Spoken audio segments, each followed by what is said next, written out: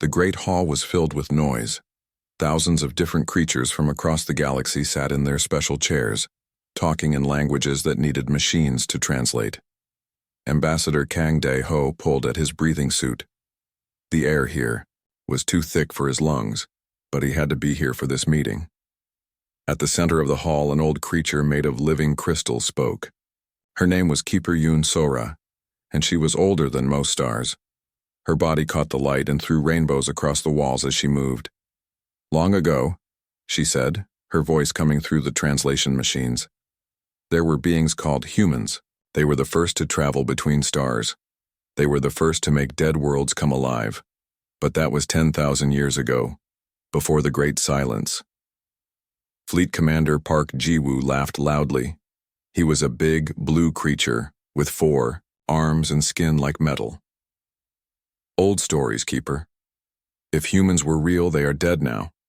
We have looked at every star system in this part of space. Nothing but old ruins and empty worlds where they were supposed to live. This argument happened all the time. In every school, every library, every bar across the galaxy, people talked about humans. Some said they were real. Others said they were just stories told to children. The few pieces of proof were always questioned. Maybe the old buildings were made by someone else. Maybe the strange tools were just lucky accidents. Dr. Kim Hye-jin sat quietly in the corner. She spent her whole life studying these human ruins. She had seen the patterns. The math was too perfect.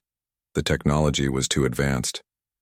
Something had built all those things on all those different worlds. Something smart and powerful. She looked at her data pad. Numbers filled the screen. Every time she found a human artifact, it had the same energy signature, the same building style, the same impossible technology that worked by rules no one understood anymore. This was not random. This was not coincidence. The evidence is clear, she had told the council many times. Someone was here. Someone built the hyperspace roads we all use. Someone put the gravity anchors that hold our trade routes together. We did not discover space travel. We found it already built and waiting for us, but no one listened. It was easier to believe they had figured it all out themselves. In the back of the hall, a young technician named Lee Dong-woo watched his screens. He worked with Aria 7, the most advanced computer in the galaxy. For months now, the computer had been acting strange. It kept looking at old files. It kept running programs that had not been used for thousands of years. When he asked it why, it said it was following its, basic programming. But Lee Dong-woo could not find any programming that told it to do these things. Commander Park Ji-woo stood up, his metal skin shining under the lights. We waste time on fairy tales while real problems need solving. The Zephyrian Empire is moving, ships to our border. The trade wars are getting worse. We should focus on real threats, not ghost stories. Many creatures in the hall made sounds of agreement. Their translators turned the sounds into words like yes and true and smart thinking. But Keeper Yoon Sora did not move. Her crystal body stayed perfectly still. Young Commander, she said, her voice soft but somehow heard by everyone. You speak of threats. But what if the greatest threat is forgetting who we really are? What if we are children playing with toys we do not understand, in a house built by others? Dr. Kim Hye-jin felt a chill run down her back. She had thought the same thing many times. Every species in the galaxy used technology that built on older technology. Every innovation was really just a small improvement on something that already existed. It was like they were all using pieces of a bigger machine, but no one remembered who built the machine. The meeting went on for hours. They talked about trade routes and territory disputes. They argued about mining rights and shipping lanes. Normal, everyday problems that kept the galaxy running. But none of them noticed the small changes happening around them. Deep in space, at the very edge of where their sensors could reach, something was moving. Energy readings that had been dead for 10,000 years were slowly getting stronger. Old warning systems that everyone thought were broken were quietly turning on. Lee Dong-woo saw some of it on his screens. Strange signals at the edge of space. Power sources that should not exist. Aria 7 was tracking all of it. But when he asked the computer what it meant, it only said, "Preparing for analysis. Please wait." Dr. Kim Hye-jin was packing her notes. when her communication device buzzed, a message from her research station in the Outer Rim.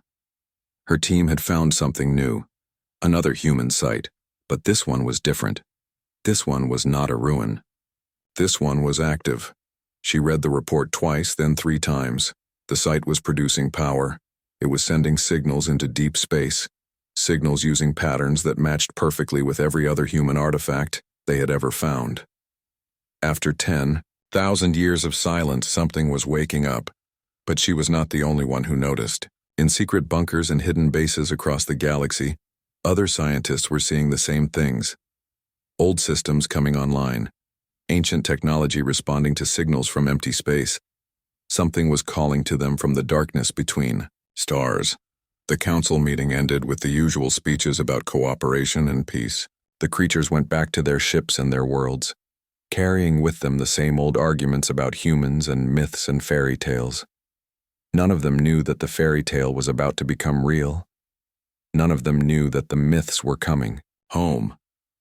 And none of them were ready for what that would mean for every living thing in the galaxy. In the deep darkness beyond the last star, ships that had been traveling for 10,000 years were finally turning around. The exile was ending. The long journey home was about to begin. 3 months passed after the big meeting. Most people had forgotten about the argument over humans and myths. They went back to their normal lives, buying and selling things, flying between stars, fighting small wars over nothing important. But at a listening post called Proxima Relay, something impossible happened. Communications officer Choi Min-ha was having a boring day. She sat in her chair, watching screens full of normal space radio chatter. Ships talking to ports, traders arguing about prices, families sending messages to each other across the stars. The same stuff that filled the space waves every day. Then her machines started beeping. At first, she thought it was broken equipment. The signal was coming from the wrong place. Her computers said it was coming from the void, the empty space beyond the last stars where nothing lived. Nothing could live out there. There was no light, no heat, no planets. Just cold, empty darkness that went on forever. But the signal was real. It was strong, and it was using a type of radio that did not exist in any book or computer file. "Director Ryu Taimin," she called across the room. "You need to see this." Ryu Taimin was old and tired. He had run the listening post for 20 years. In all, that time nothing interesting had ever happened. Pirates sometimes used old radio types to hide from police. Maybe this was just more criminal talk. But when he looked at Choi Min-ha's screen, his face went white. The signal was a number sequence. Every kid in school learned these numbers. Pi, the number you get when you divide a circle by its width. Every smart species in the galaxy knew pi. But this signal calculated pi to more decimal places than most computers could handle.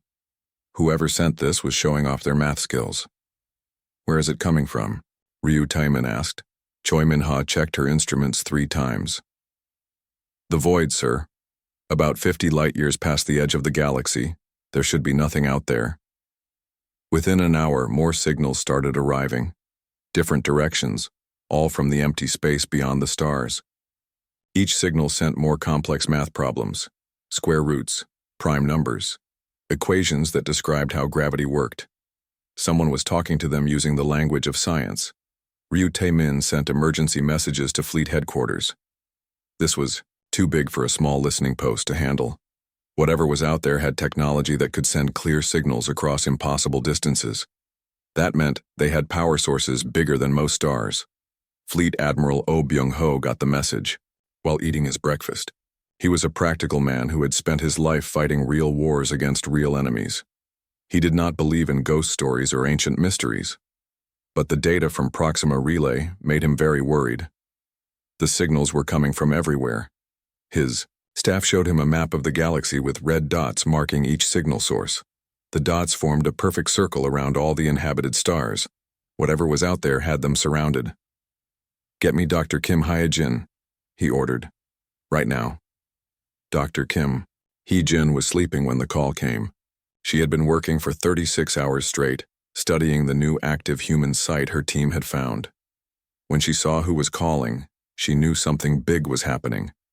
Admiral Oh Byung-ho did not waste time with small talk. "Doctor, I need you to look at some signals. Tell me what you think they mean." The data made her hands shake.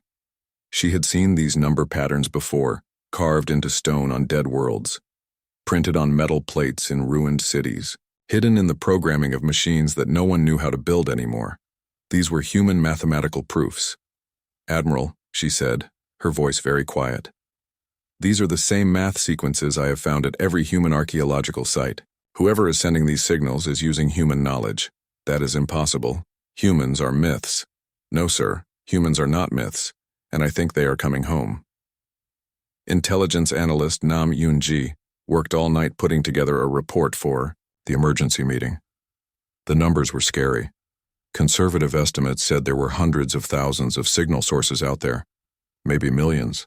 Each one represented a ship or station with power output bigger than anything the galaxy had ever built. But the scariest part was how they were moving. The signals were getting stronger. Slowly, carefully, but getting stronger every day. The sources were coming closer.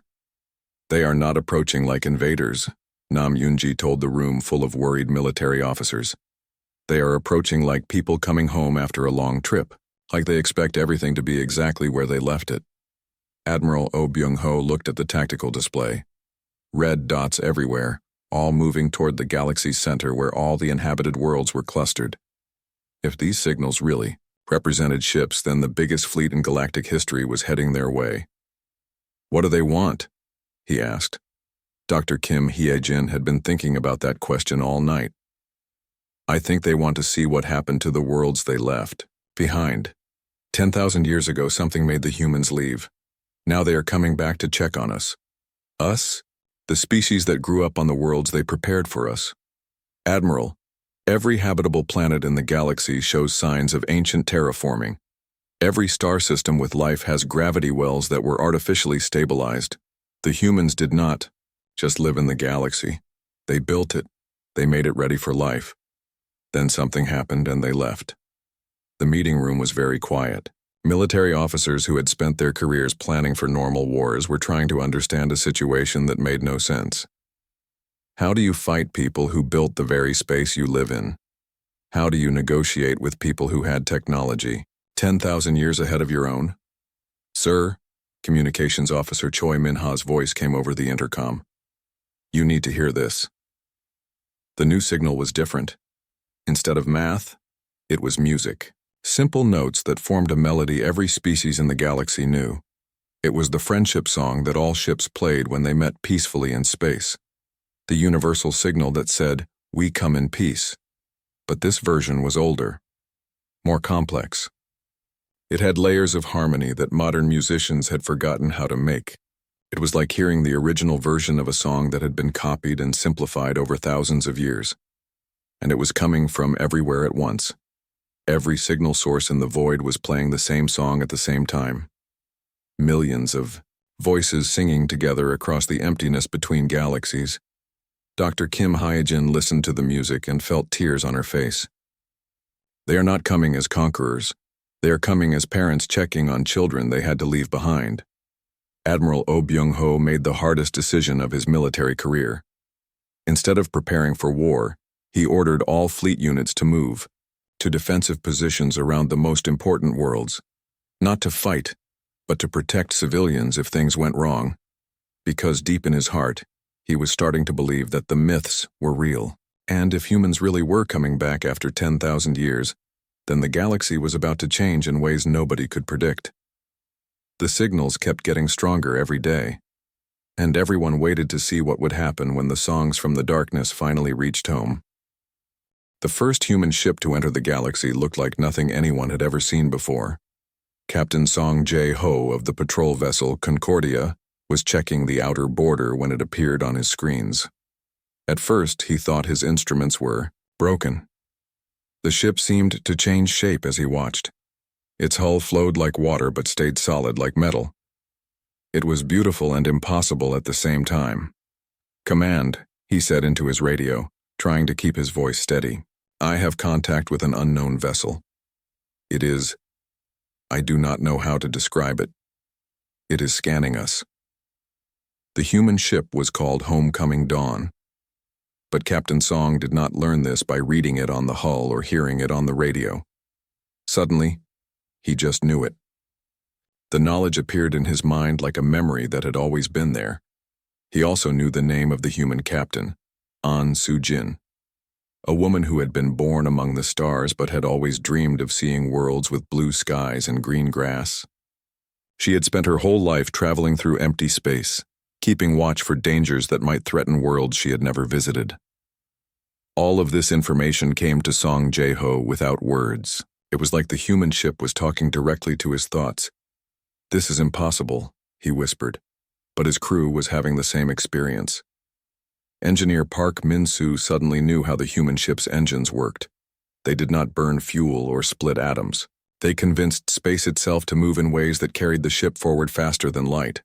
Navigation Officer Lee So-young understood the ship's route.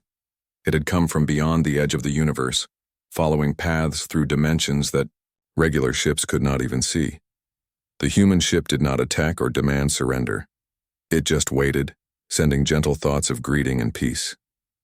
After 10,000 years of exile, the humans had returned not as conquerors, but as guardians checking on a garden they had planted long ago.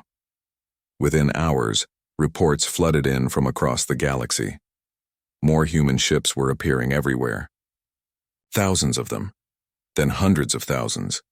Each one was different, shaped by technologies that seemed to grow rather than be built. They moved in perfect formation, their patterns speaking of military discipline learned through centuries of warfare against unimaginable enemies. At the emergency meeting of the Combined Defense Force, chaos ruled. Admiral Oh Byung-ho struggled to maintain order as panicked reports arrived from every sector. The humans were not just returning. They were taking control of strategic positions with the casual efficiency of people who had never forgotten where everything was supposed to be. "They are not invading," Dr. Kim Hae-jin explained to the room full of terrified military officers. "They are coming home. Look at where they are positioning themselves. Every major hyperspace junction, every gravity anchor point, every system that controls galactic trade routes. They built all of this infrastructure. Of course they remember where it all is."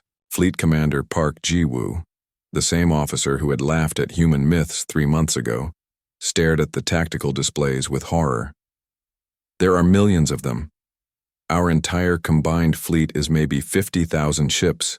They outnumber us, 100 to 1. Numbers do not matter," Dr. Kim Hae-jin said quietly. "Their smallest scout ship has more firepower than our biggest battleship. If they wanted us dead, we would be dead already." The truth was becoming clear to everyone who studied the situation. Every major world in the galaxy showed signs of ancient terraforming. Every habitable system had been carefully modified to support life. The stable wormholes that connected distant stars were not natural phenomena. They had been built. "We did not discover galactic civilization," Dr. Kim Hae-jin continued. "We inherited it. The humans created all the basic infrastructure that makes interstellar travel possible. Then something happened, and they left. Now they have come back to find their carefully maintained garden overgrown with species that forgot who planted the seeds." Director Ryu Tai-min from Proxima Relay arrived with new information. "The human ships are not just advanced. They operate on principles that make our best science look primitive. They can exist in multiple dimensions at the same time. They can communicate instantly across unlimited distances. They can move through space by folding it like paper." But the most disturbing discovery came from intelligence analyst Nam Yoon-ji. "They are not the same humans who left 10,000 years ago. The exile changed them. They have evolved into something more than their original forms. They are still recognizably human, but they have been shaped by experiences we cannot imagine." The waiting was the hardest part. Human ships maintained perfect formations around every important world, but they did not communicate beyond basic greetings. They scanned everything with instruments that could see through solid matter and read the history of objects just by looking at them. But they made no demands and issued no orders. Captain Song Jae-ho tried to establish formal communications with Captain An Soo-jin of the Homecoming Dawn. The conversation was strange. She spoke perfect galactic standard, but her words carried meanings that went beyond language. "We have been away too long," she said. "We hope to return to find you strong and united, ready to face the challenges that come to all growing civilizations. Instead, we find you divided, unaware of the threats that surround you." "What threats?" Song Jae-ho asked. "The same threats that drove us into exile. They have been following us through the void between galaxies, growing stronger while we grew tired. We cannot hold them back forever. It is time for the children to learn to protect themselves." The conversation ended before Song Jae-ho could ask more questions. But the message was clear. The humans had not returned as conquerors or saviors. They had returned as teachers preparing their students for a test that would determine whether galactic civilization would survive. The largest human vessel appeared at the galaxy's center while everyone was still trying to understand what was happening. It was not just a ship, it was a mobile city, kilometers long and wide, containing millions of humans and technologies that bent the laws of physics into new shapes. From this ship, a message went out to every inhabited world simultaneously. It did not use radio or quantum transmitters. It spoke directly to every communication device, every computer, every artificial intelligence in the galaxy at the same time. The voice belonged to Fleet Admiral Kang Yu-jin. She had been born on Earth before the Exodus and had spent 10,000 years commanding humanity's war fleets in the darkness between stars. Her words were calm and patient, but they carried the weight of eons spent fighting for the right of existence itself to continue. "Children of the galaxy," she said, and every person on every world heard her voice as if she were standing beside them. "We have returned." The message that followed would change everything. It contained the complete history of humanity's exile, the reasons for their departure, and the nature of the threats that had driven them into the void. But most importantly, it contained an offer. The humans had not returned to rule or to punish. They had returned to prepare the galaxy for a war that was coming whether anyone wanted it or not. The question was not whether the various species would submit to human authority. The question was whether they would choose to survive. "Children of the galaxy," Admiral Kang Yu-jin's voice spoke to every person on every world at the same time. "We have returned." What followed was not just a message. It was a download of information that overwhelmed every computer system in known space. The complete history of humanity's exodus poured into databases across the galaxy.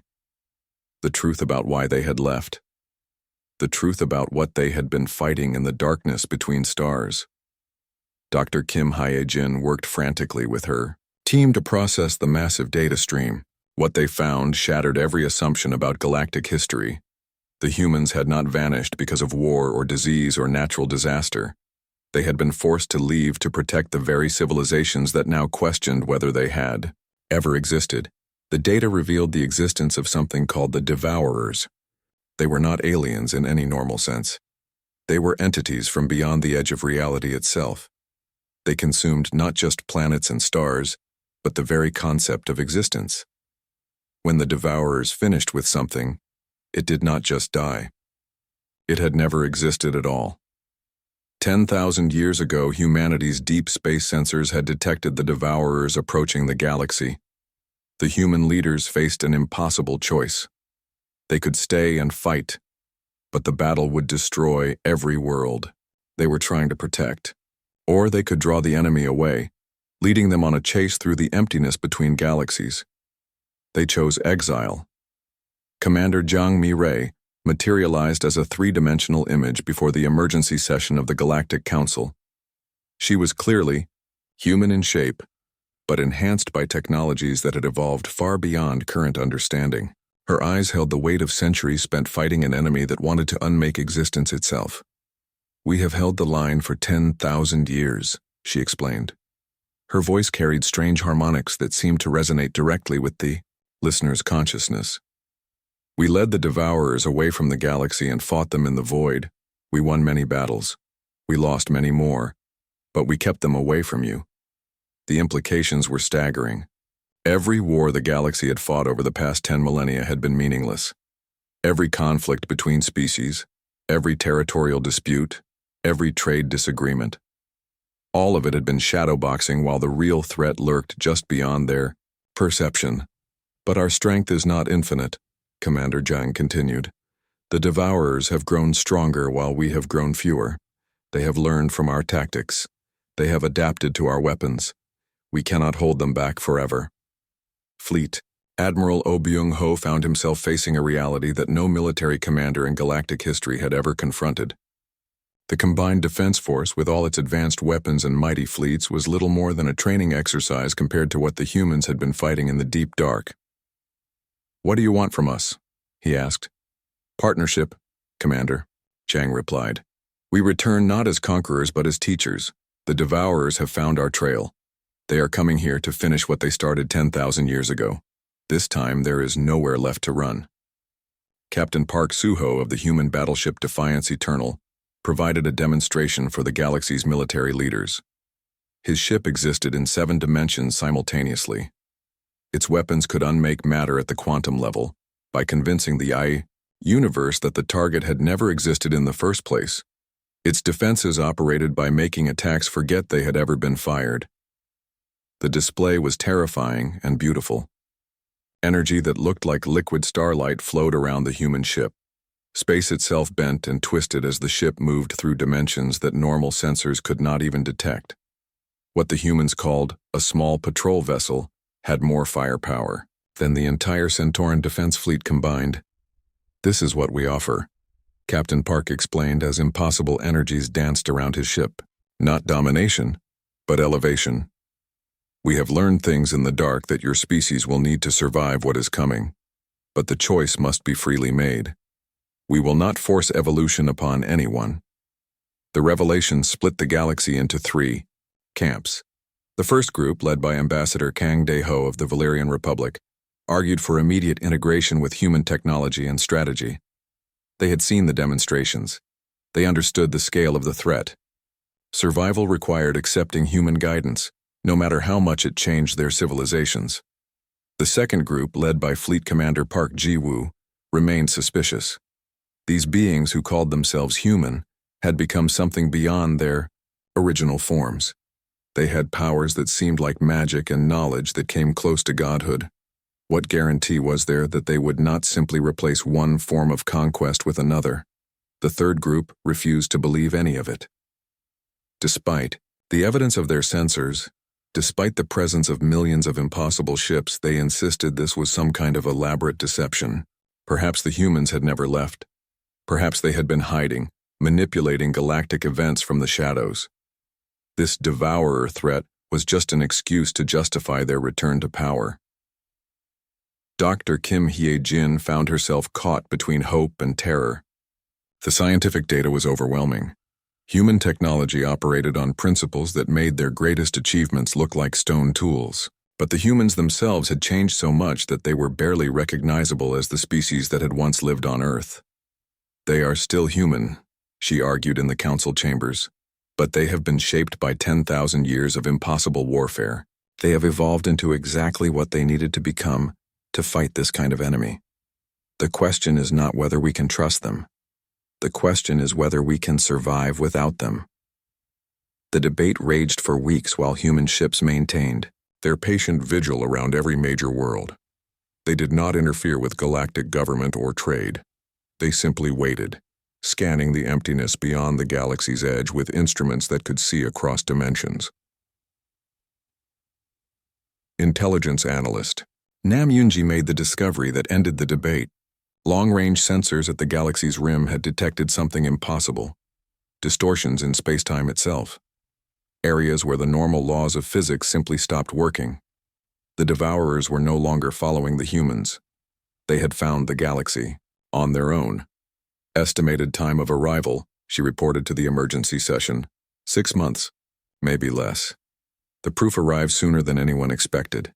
A deep space monitoring station went silent without warning. Then another, then a third. The stations were not destroyed in any normal sense. They simply ceased to exist, leaving not even debris behind. Captain Song Jae-ho took the Concordia to investigate the first disappearance. What he found made no sense to any scientific instrument. There was a hole in space where the monitoring station had been, not an empty area, but an actual absence of existence. Looking at it hurt his eyes and made his mind try to forget what it was seeing. "Command," he reported, his voice shaking. "The monitoring station is gone. Not destroyed. Gone. There is nothing here. There was never anything here. My instruments insist that there never was a monitoring station at this location. But the station's personnel files still existed. The supply records were still in the computers. Everyone remembered the station and the people who worked there. Reality itself was becoming confused about what had existed and what had not. Fleet Admiral Oh Byung-ho made the decision that would determine the fate of galactic civilization. He opened formal communications with Admiral Kang Yu-jin and requested immediate assistance in preparing for the Devourer invasion. "We accept your offer," he transmitted to the human command ship. "Teach us what we need to know." Admiral Kang Yu-jin's reply was swift and filled with something that might have been relief. "Prepare your people. The real war is about to begin." Across the galaxy, human ships began to move from their waiting positions. They approached planets and space stations not as conquerors, but as instructors. The greatest crash course in military science in galactic history was about to begin. And in the void at the galaxy's edge, reality continued to disappear piece by piece as something that should not exist grew steadily closer. The first Devourer scouts arrived at the galaxy's edge like wounds in the fabric of space itself. They were not ships in any way that made sense. They were absences that moved, holes in existence that consumed light, matter, and possibility wherever they passed. Admiral Shin Dong-hyun commanded the human defense fleet that met them at the boundary of known space. His ships moved like liquid lightning through dimensions that normal vessels could not even see. Their weapons carved pieces out of nothingness itself. But for every Devourer construct they destroyed, 2 more emerged from the void beyond the galaxy. "They are stronger than they were 10,000 years ago," Admiral Shin reported to the Combined Command Center. "They have learned from our battles. They adapt faster than we can develop new tactics." In the galaxy's core, the emergency session of all civilizations had moved beyond panic into desperate action. The evidence was undeniable. Sensor readings from the rim battles showed energy signatures that violated the basic laws of physics. Weapons that operated by unmaking their targets at the conceptual level. Defenses that convinced reality to forget that attacks had ever happened. Dr. Kim Hee-jin worked alongside human scientist Lee Ji-hoon to integrate galactic computer systems with human consciousness interfacing technology. The knowledge transfer was painful and dangerous. 10,000 years of warfare had to be compressed into crash courses that pushed alien minds to their breaking point. "Your species will need to evolve quickly," Dr. Lee warned as he monitored brainwave patterns during the download process. "The Devourers do not just destroy civilizations, they erase the possibility that those civilizations ever existed. If they break through our lines, reality itself will begin to unravel." The transformation of galactic defense forces was swift, but terrible. Volunteers from every species submitted to human enhancement procedures that pushed their biology beyond safe limits. Ships were retrofitted with technologies that required crews to think in 11 dimensions simultaneously. Entire worlds were converted into fortress factories producing weapons that existed partially outside normal spacetime. Captain Song Jae-ho volunteered for the most dangerous enhancement program. The Concordia was rebuilt around human technology that merged with living neural tissue. The ship became an extension of his consciousness, able to respond to threats faster than thought itself. But the process left him changed in ways he did not fully understand. "I can see things that are not there," he reported to Dr. Kim Hee-jin after the procedure. "I can see the spaces between dimensions where the Devourers hide. It is beautiful and horrible at the same time." But it was Communications Officer Choi Min-ha who made the most crucial discovery. While monitoring human tactical channels during a battle at the Rim, she detected something impossible in their communications. The humans were not just fighting the Devourers, they were learning from them. "They are not the same humans who left," she reported to Director Ryu Tai-min. "The war changed them into something new. They have become the perfect weapon against this kind of enemy." But the cost? She paused, studying the data streams. The cost was becoming something that barely remembers what humanity used to be. Revelation explained why the returning humans seem so alien despite their familiar forms. 10,000 years of fighting conceptual warfare had forced them to evolve beyond biological limitations. They had become living expressions of tactical mathematics, their consciousness spread across multiple dimensions, their bodies rebuilt from technologies that thought for themselves. The first major Devourer fleet broke through the outer defenses 3 weeks after the initial contact. Reality storms swept through the Rigel system, unmaking planets and stars as if they had never existed. The system's 12 billion inhabitants did not die. They simply ceased to have ever been born. But wherever human ships engaged the enemy, the advance stopped. Human vessels phased through dimensions the Devourers could not reach, striking from angles that existed only in theoretical mathematics. The humans had learned to fight entropy itself. Fleet Admiral Oh Byung-ho took command of the combined galactic forces for the evacuation of threatened systems. It was the impossible task. How do you evacuate people from planets that might be erased? From history? How do you save civilizations from an enemy that could make them never have existed? The answer came from an unexpected source. Intelligence analyst Nam Yoonji, enhanced with human cognitive interfaces, discovered that the Devourers could only erase things they could perceive. If something existed in enough different ways simultaneously, it became too complex for them to unmake completely. We have to spread ourselves across dimensions, she explained to the tactical planning session. Not just our ships, but our entire civilizations. We have to exist in so many different states that the Devourers cannot erase all of them at once. The strategy required sacrifices that no one wanted to make. Entire populations had to be uploaded into quantum consciousness matrices. Whole species had to abandon physical existence and become living information patterns distributed across subspace networks. It was survival, but survival that meant becoming something fundamentally different from what they had been. Admiral Kang Yujin took personal command of the combined human galactic fleet for the final battle at the galactic core. The enemy force that emerged from the void between galaxies was beyond description. A tide of aggressive nothingness that sought to reduce the entire galaxy to a state of never having been. The battle raged across dimensions that most species could not even perceive. Human vessels existed in 7 different realities simultaneously, their weapons guided by tactical algorithms refined through millennia of impossible warfare. Galactic forces enhanced beyond their original limitations held defensive positions that bent spacetime itself into protective configurations.